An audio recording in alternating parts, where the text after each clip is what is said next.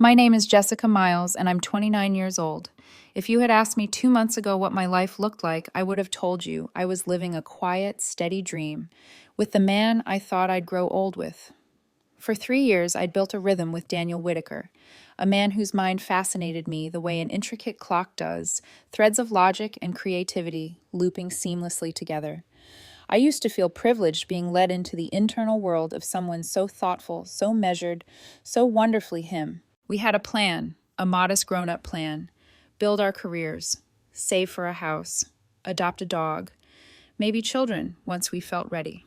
The kind of plan that isn't flashy but is solid and warm and built to last. I held on to that warmth one night in our apartment when we were making homemade pasta. Flour dusted the counter, the floor, somehow even the faucet handle. He flicked flour at me. I smeared some on his cheek before wiping it away with my thumb. He laughed, really laughed, that deep, effortless, unguarded laugh that made something inside me loosen in the best way. We talked about future trips. He wanted Japan. I wanted Greece.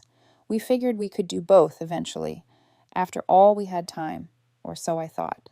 That memory became an anchor in the days when things started feeling off. It was small at first. His phone buzzed more than usual, tiny little tremors that seemed to vibrate through the space between us. He angled the screen away from me in a way he never had before. He suddenly had late yoga sessions twice a week, coming home with a relaxed smile, but eyes that seemed oddly distant, like he was replaying a moment he shouldn't have been part of. I reassured myself. This was Daniel, my Daniel, the man who color-coded our dishwasher loading system and read philosophy for fun, the man who kissed my forehead every morning. But denial is a soft blanket. It doesn't keep out the cold for long. The fracture appeared on a Tuesday afternoon. I was doing laundry, something mundane, something grounding. His jeans were crumpled by the hamper. I checked the pockets and felt a thin, folded slip of paper, a receipt. The Gilded Elm. My stomach tightened. The Gilded Elm was the kind of restaurant people proposed in, the kind of place with candlelight velvet seating and a wine list I couldn't pronounce. We'd been saving to go there for our anniversary, carefully setting aside a little money each week. Together. The date on the receipt was last Friday, the night he said he was working late to help a colleague finish a project. My heart lurched, then steadied itself into something cold and methodical. I believed in communication. I believed in him. That had always been enough. So that evening, after a quiet dinner, I placed the receipt on the coffee table between us.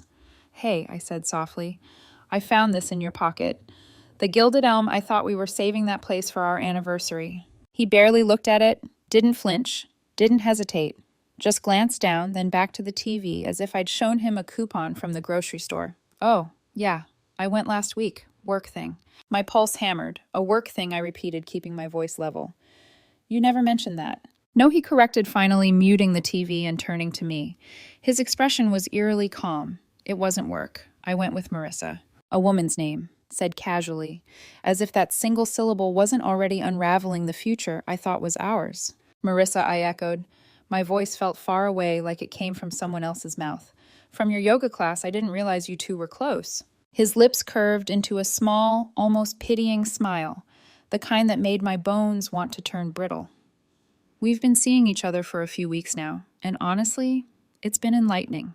The room tilted, the air thickened, my heart stumbled. "Seeing each other," I whispered. "Daniel, we're together, you and me." "Exactly," he said, as though I'd finally reached the right answer to a question I hadn't known I was being asked. "And we will be together. Forever, I think." He leaned forward, expression warm, almost affectionate. "Just be realistic." Realistic, as if my life, my love, my trust were numbers in a spreadsheet. "You're the one," he continued slowly, as if explaining a complex concept to someone too fragile for the truth. "You're stable, you're kind, you're wife material, you're my future." He took a breath. "But I'm 29. I need experience. I need to know what else is out there before I settle down." His eyes softened with something almost cruel in its tenderness. "Marissa is exciting, unpredictable, a little dangerous. She's what I need, right now." It hit like a slap made of ice. My life, our life, filed under long-term investment. Me, the backup plan. The stable option, the someday. "I'm dating her for the experience," he said finally. "You're who I'll marry someday. It just makes sense." The gears of the mind I once admired so deeply had just crushed my heart without even noticing. There was silence, a long, roaring silence where everything inside me folded in on itself. Then came clarity, sharp, quiet, absolute. I stood up. No yelling, no tears, no trembling hands. His eyes flickered with confusion, then uncertainty. He'd expected a fight, a breakdown, a negotiation. Not this. Good luck with your experience, I said softly. I walked to the bedroom. His bedroom now. I packed what was mine with surgical precision. Jeans, shirts, passport, laptop, important documents. I didn't take the sweaters he bought me or the books we'd read together. Those belonged to the woman who'd believed in a future that no longer existed. When I passed the living room again, he was still on the couch staring, as if someone had unplugged his logic. I placed my key next to the receipt from the Gilded Elm. He said my name. I didn't look back. The final click of the closing door echoed louder than any slammed argument. In the elevator, my hands didn't shake as I blocked his number, then his messages, then his contact entirely. I wasn't running. I was reclaiming something. The first night in my new apartment was hollow, too quiet, too still. But the stillness was mine. The silence was mine. The future, whatever shape it would take, was mine. And the life he tried to schedule me into like a calendar reminder, I walked away from it with the kind of clarity you only get once. The first week alone felt like waking up inside a hollowed-out version of my own life. Silence pooled in every corner of my apartment, clinging to the walls like humidity after a storm. Not the peaceful kind of silence, but a ringing, empty kind that made every thought twice as loud. The kind that forces you to confront things you'd rather shove into some mental closet and ignore. Every morning I'd open my eyes and for a blissfully ignorant second forget. Then the memory of the receipt, the conversation, and his calm, calculated logic would crash back over me like icy water. "You're who I'll marry someday." The words echoed so loudly that it felt like they'd been carved into the air. But I refused to break. I made myself a rule. I would not unblock him. I would not check his social media. I would not drive past the old apartment like some tragic ghost. I would treat the entire situation like a contaminated site. Do not touch. Do not revisit. Do not inhale. So I kept moving. I built a life inside the sterile beige rental unit, one mundane task at a time. I assembled IKEA furniture until my wrists ached, the repetitive turn of the screwdriver becoming a kind of grounding ritual. I stocked my fridge with food I liked, not what we compromised on. I left my shoes in the middle of the floor simply because there was no one to complain about it. I slept diagonally on the bed just because I could. But pain has a way of looping back. Some days I hated him so much it felt like an ember pressed against my ribs. How dare he treat me like an investment, a 401k?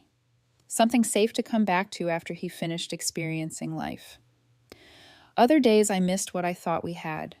I grieved someone who maybe never truly existed, except in the version of the future I built in my head. Still, I channeled all that noise into something constructive. I joined a gym and pushed my body until it couldn't hold another thought. I reached out to friends I drifted from, and whenever they asked, "So, how are things with Daniel?" I kept it simple. "We're done. We weren't on the same page." The truth was far uglier, far more humiliating, but I refused to give his logic the dignity of being repeated out loud. Then about a month in, just as my life was beginning to feel manageable, closure arrived in the most unexpected form. A notification appeared on my phone, new follower request, Marissa Kane. I stared at the name. The woman he'd chosen for excitement. The dangerous, unpredictable, exhilarating contrast to my supposed stability. And she had just requested to follow me. A laugh escaped me before I could stop it. Dry, unamused, hollow. Curiosity is a dangerous thing when you're healing, but it's also human. When I tapped her profile, it was set to public, no digging required. Her stories painted a very different picture than the serene, glowing woman I'd imagined. There were vague, angry text posts. Some people are users. You think you know someone. Never again. Then came the bomb, a black screen with white text that read, "I'm not training wheels for someone else's life. Lessons learned." My heart gave a dull thud, recognition, not pain. Daniel's experience had developed self-awareness, and she was furious. I didn't expect the universe to hand-feed me poetic justice, but it didn't stop there. 2 days later, my friend Lila called to catch up, though I could hear the barely restrained urgency in her voice. After some polite conversation, she exhaled sharply and dropped the real reason for the call. "So, have you heard from Daniel recently?" she asked. No, I said. Why? Lila hesitated for a beat, because everything blew up on his end. And then she told me. Apparently, Marissa had discovered she wasn't unique. She was part of some experimental phase. He'd been bragging about learning what he likes before settling down with the safe option. Marissa, who had more fire than sense of discretion, confronted him in the middle of a restaurant, loudly, publicly, dramatically. She called him a user, a manipulator, a coward. Then she exposed everything to their yoga group and mutual friends. Every detail of his logical plan, including the part where I, not she, was his long-term investment. Lila snorted. He looked like a guy who'd stepped on a landmine. Honestly, Jess, it was brutal. There was no satisfaction, at least not the kind fueled by vengeance. It was quieter than that, deeper. A still, cold understanding that I hadn't imagined the cruelty. I hadn't invented the betrayal. It was real. And now other people saw it too. But the universe wasn't finished. The first attempt came a week later through voicemail. His number was still blocked, so it went straight to my inbox. I only noticed because of the transcript preview. Seeing his name blurred slightly like old ink on wet paper, but I tapped it open. Jess, it's me. Look, I understand you're upset and I respect that, but the situation with Marissa, it's over. It served its purpose.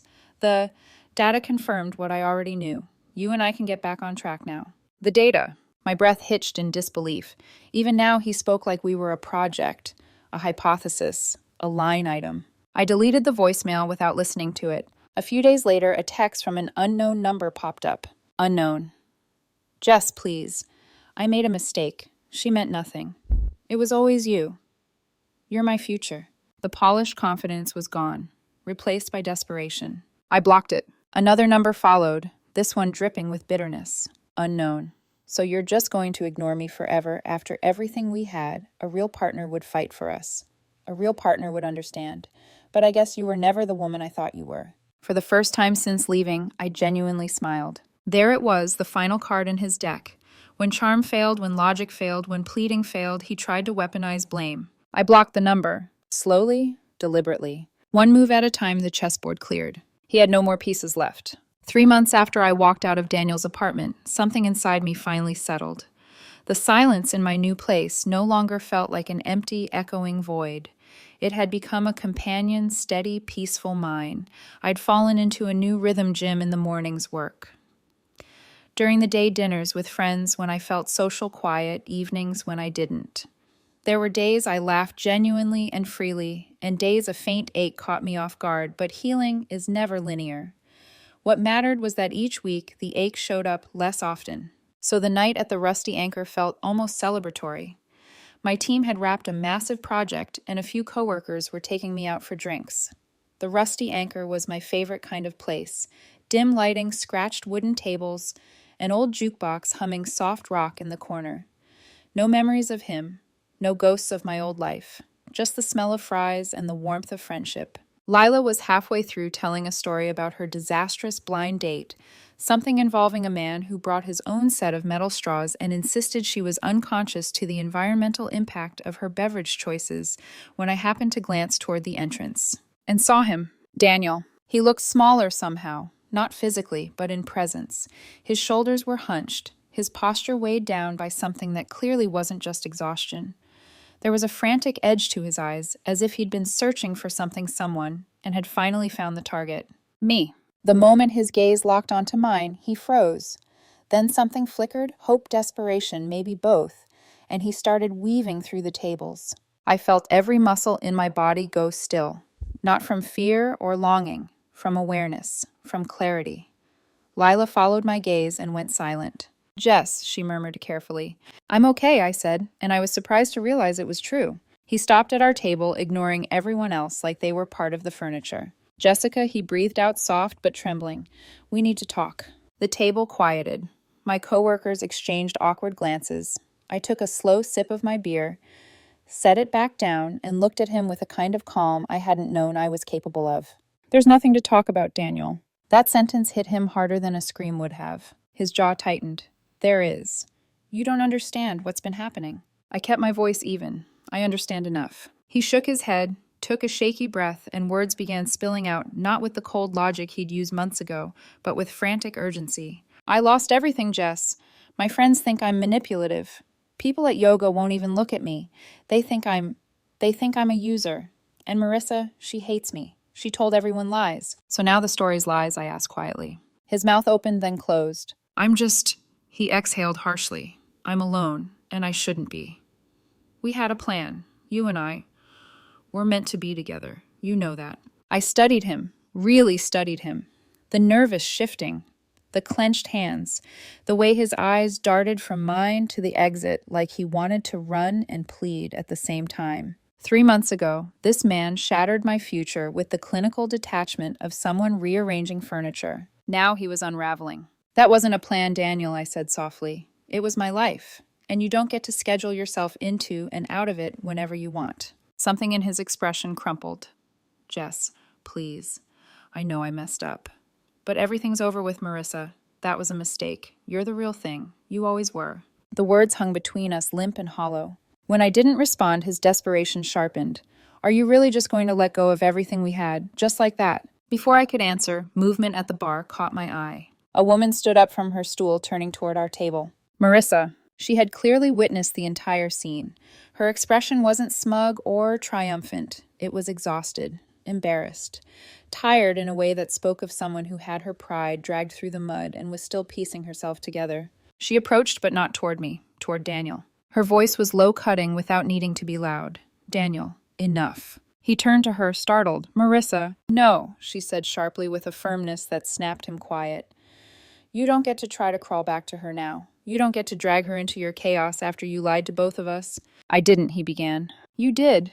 Her voice trembled, not with emotion for him, but with the strength of someone done being used. You told me she was safe long-term stability. You told our class you were comparing experiences. You made me a joke. You made her a backup plan. And now you're standing here begging. Her words landed like a slap across the entire room. Daniel's face blanched as several people turned to watch. Marissa looked at him for one long, cold moment.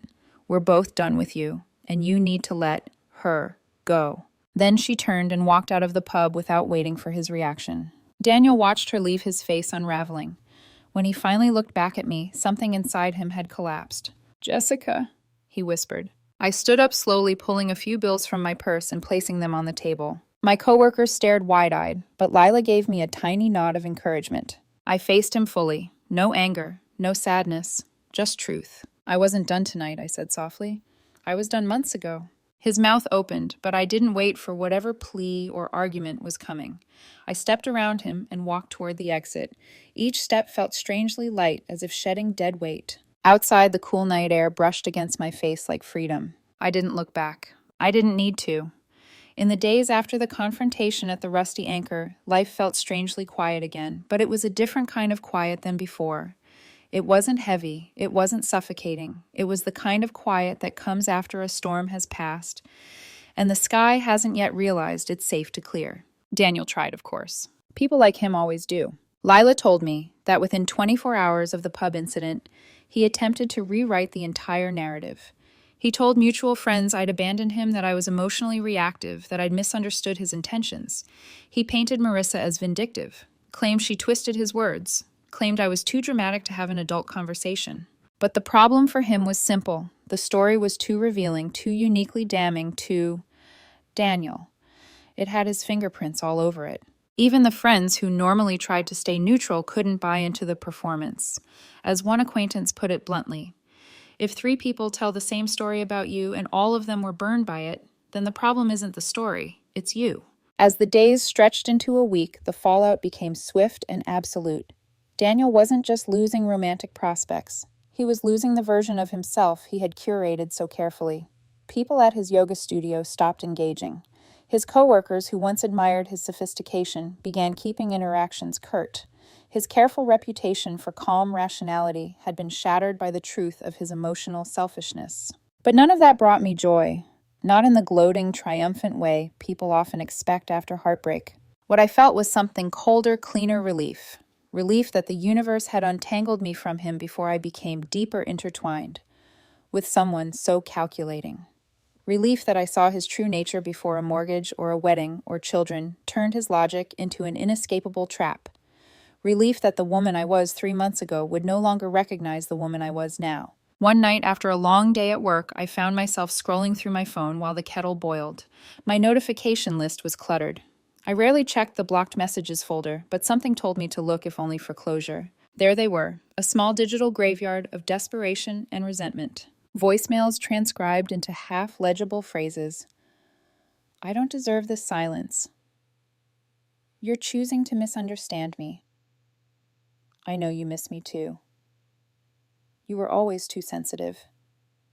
You're throwing away a future people would kill for. The emotional shift across the messages was textbook logic, pleading, blame, anger, entitlement. I didn't open a single one. I simply selected them all and deleted. A small private ritual of finality. But the universe wasn't done giving me quiet confirmation. Later that week, Lila texted me a single message. You need to check Marissa's Instagram story. Trust me. I hesitated. I wasn't interested in reliving old wounds, but Lila wasn't dramatic. If she said it was worth seeing, it probably was. So I looked. Marissa's story was a stark screenshot of her phone screen. It was her blocked contacts list. At the very top was Daniel's name and number, highlighted unmistakable, undeniable.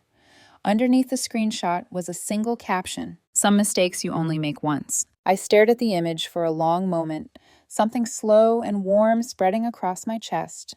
Not joy, not vindication, just an almost poetic sense of symmetry. He had tried to keep both of us as pieces on his future timeline, two women in separate categories, excitement and stability, experience and forever, disposable and dependable. And now he was blocked by both of us, locked out of the worlds he once believed he owned. I didn't screenshot it, I didn't save it, or send it to anyone. I simply closed the app and placed my phone on the counter, the kettle whistling softly in the background. For the first time in months, my apartment didn't feel like a rental unit or a temporary stopgap between heartbreak and healing.